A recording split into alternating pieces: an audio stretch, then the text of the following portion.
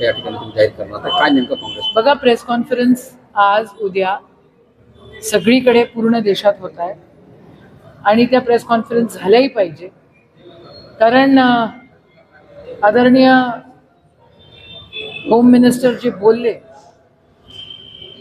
ते या देशाच्या नाडीला न पटणारी गोष्ट आहे आणि न सहन करणारी गोष्ट आहे. आम्ही वारंवार बोलणार, वारंवार आंदोलन करणार.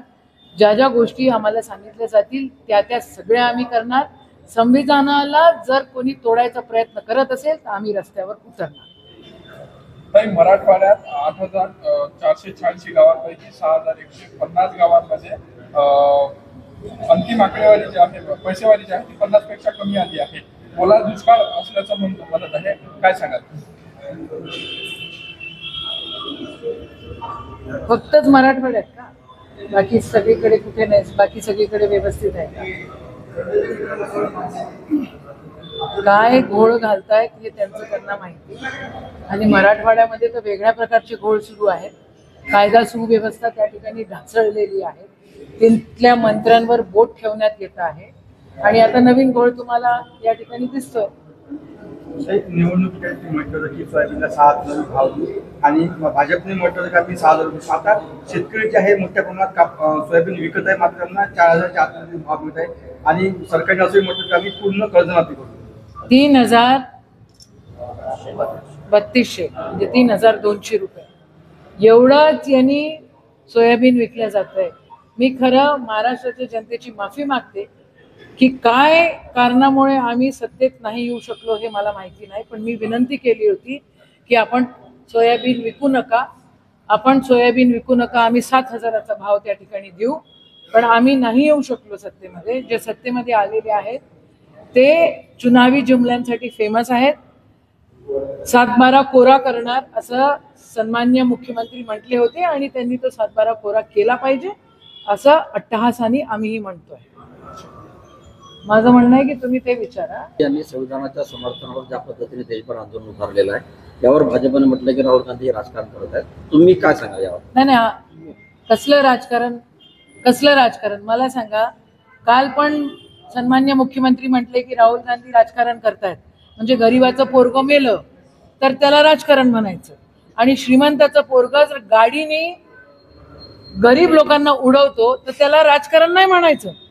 हे जे होत आहे ना हे चुकीचं होत आहे. हे जे होत आहे हे संविधानाला तडा देणारं होत आहे आणि ज्या वेळेला कोणासोबत अन्याय होईल त्या वेळेला आम्ही रस्त्यावर उतरू. त्या वेळेला सन्मान्य राहुल गांधी विरोधी पक्ष नेता आहे, त्यांचं ते कर्तव्य आहे की अन्याय ज्याच्यावर होत आहे त्या गोष्टीला वाचा फोडतील ते आणि आम्ही नक्कीच त्यांना साथ देऊ.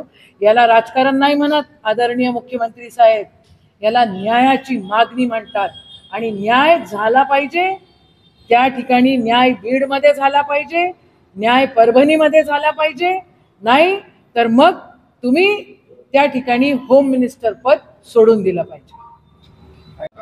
काँग्रेस सातत्यानं ज्या दिवसापासून त्यांनी असं वक्तव्य केलं बेतात त्या दिवसापासूनच काँग्रेस त्या आंदोलन त्यांनी प्रत्यक्ष केलं. म्हणजे सभागृहात आणि सभागृहाच्या बाहेर सुद्धा आंदोलन केलं. आमची मागणी अशी आहे की त्यांनी राजीनामा द्यावा, माफी मागावं. ते उर्मट आहेत. त्या पद्धतीनं माफी न मागता काँग्रेसनं कशा चुका केल्या यावर फक्त भाष्य करतात.